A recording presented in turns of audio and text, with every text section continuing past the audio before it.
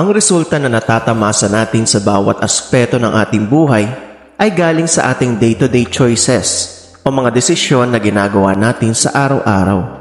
Kaya kung hindi mo pa nakakamit ang resulta na iyong inaasam, mag-reflect ka at isipin ang mga desisyon na nagawa mo na sa nakaraan at tanungin ang iyong sarili, ano ang mga dapat kong baguhin sa aking sarili?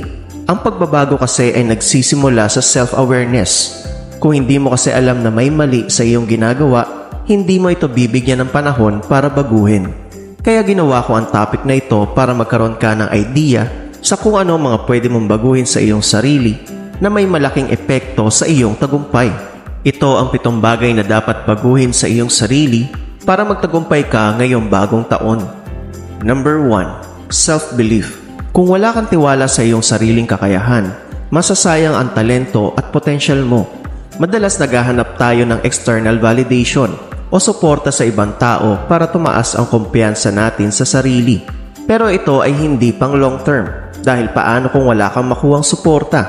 Paano kung di ka makatanggap ng validation? E di pa unti-unti din mawawala ang iyong kumpiyansa sa iyong sarili. May kasabihan nga, doubt kills more dreams than failure ever will. Kahit meron kang magandang plano at estratehiya, useless yan hanggat meron kang doubt sa iyong sarili dahil hindi ka rin naman kikilos. Parang sa kotse, kahit naka-Ferrari ka, kung may doubt ka sa iyong driving skills, hindi mo rin tatangkain na i-drive ang sasakyan. Ganon din sa sales. Kahit maganda ang produkto mo, kung ikaw mismo na seller ay walang tiwala sa binibenta mo, hindi ka makakabenta. Likewise, kahit di gaanong maganda ang produkto mo, pero sobra ang tiwala mo sa binibenta mo, makakabenta ka. Kaya kung gusto mong magtagumpay, alisin ang self-doubt at magkaroon ng tiwala sa iyong sarili. Number 2. Way of thinking. Your way of thinking will dictate your way of living. Paano ka ba mag-isip? Kapag may problema, nega ka ba agad o naghahanap ka ng solusyon? Kapag may opportunity, puro excuses ka ba o tinatanggap mo ang challenge? Kapag may tinuturo sa'yo, kinokontra mo ba agad o ina-apply mo muna? Ang isip natin ay parang isang computer at ang program na naka-install sa ating isip ay ang mga thoughts na nahubog noong bata pa tayo sa pamamagitan ng verbal programming, modeling at specific incidents. At ang mga thoughts na ito ang nagdidikta ng ating kapalaran sa buhay. Kaya kung hindi maganda ang resulta na nangyayari sa buhay mo ngayon, check mo kung paano ka mag-isip. Maaari kasi na may mali sa iyong mindset. Ayon nga sa kasabihan, you'll never be rich if you keep thinking poor. Likewise, you'll never be poor if you keep thinking rich. Number 3. Managing your money. Wala pa ako nakitang mayaman na hindi marunong humawak ng pera. Ang tinutukoy kong mayaman ay ang mga yumaman dahil sa kanilang hard work, diskarte at determinasyon at hindi yung mga anak na mayaman o yung mga gumagawa ng illegal na gawain. Ang isa sa attitude na kanilang tinataglay ay ang pagiging marunong sa pera. Alam nila kung ano ang dapat gawin sa pera, paano ito palaguin at paano ito gagastusin.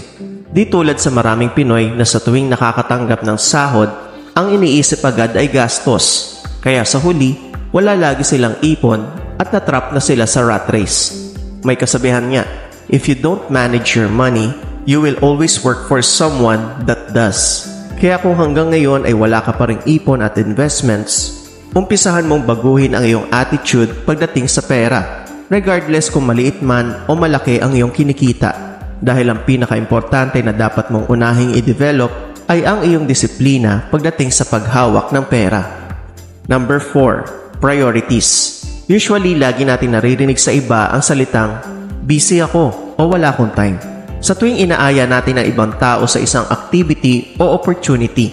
Pero minsan ba naisip mo, bakit kaya may mga tao na nagkakaroon ng 10 times na resulta kesa sa iyo? Kahit pare-pareho naman tayo may 24 hours sa isang araw. Ayon kay Zig Ziglar, lack of direction, not lack of time, is the problem. We all have 24 hours in a day. Ang rason kung bakit nakakapag-produce ng mas malaking resulta ang iba ay hindi dahil sa marami silang oras, kundi alam nila ang kanilang direksyon at mga prioridad sa buhay. Ikaw, ano ang mga prioridad mo sa buhay? The quality of your life depends on how you spend your time. Ano ang mga bagay na pinaglalaanan mo ng maraming oras? Personal growth, Health, career, o relationship? O ikaw yung klase ng tao na go with the flow? Ano man ang sagot mo, tandaan mo that results never lie. Kung hindi mo pa nakukuha ang resulta na gusto mo, dalawa lang ang ibig sabihin yan. Una, may mali sa ginagawa mo. Pangalawa, meron kang hindi ginagawa. Number 5, how you respond to events in life. Iba-iba man ang estado natin sa buhay, lahat tayo ay nakakaranas ng challenges, failures, and problems sa buhay. Ang tanging pagkakaiba lang ng bawat isa ay kung paano natin hinahandle ang mga ito. May dalawang klase ng approach, ang reactive at ang responsive. Kapag ikaw ay reactive, you are a victim of events and not fully in control. Madali kang may stress, ma-disappoint at panghinaan ng loob sa tuwing may problema. In short, ikaw yung taong emosyonal. Kapag ikaw naman ay responsive, you are taking time to think things through. Hinahanapan mo ng solusyon ng problema. Pinag-iisipan mo ng mabuti ang mga gagawin mo para ma-overcome ang mga challenges na dumadating sa iyo. In short, ikaw yung taong logical. In the end, it's not what happens to you that matters.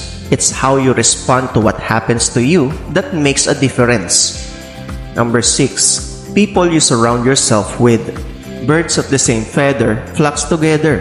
Ang mga tao sa paligid mo ang sumasalamin sa kung sino ka. Kaya siguraduhin palibutin ang iyong sarili ng mga tamang tao na pwedeng makatulong sa iyo para umunlad o magbago. If you surround yourself with negative people, you'll become negative. If you surround yourself with successful, growth-minded people, you'll become successful too. Ang mindset at ugali ng mga taong nakapaligid sa iyo ay may malaking impluwensya sa pagkatao mo. Sino ang gusto mong maging? Ano ang gusto mong marating? Dahil ang taong makakasama mo ay pwedeng makabuti o makasama sa iyo.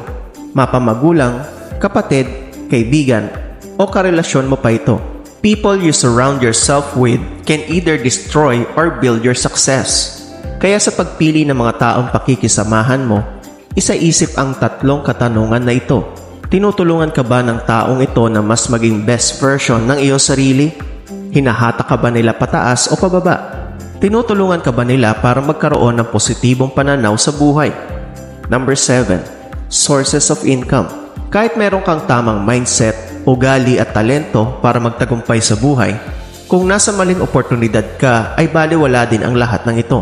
Maraming tao ang nasasayang ang angking galing at talino dahil nakontento na lang sila sa pagiging empleyado. Ayon nga sa kasabihan, your salary is the bribe they give you to forget your dreams.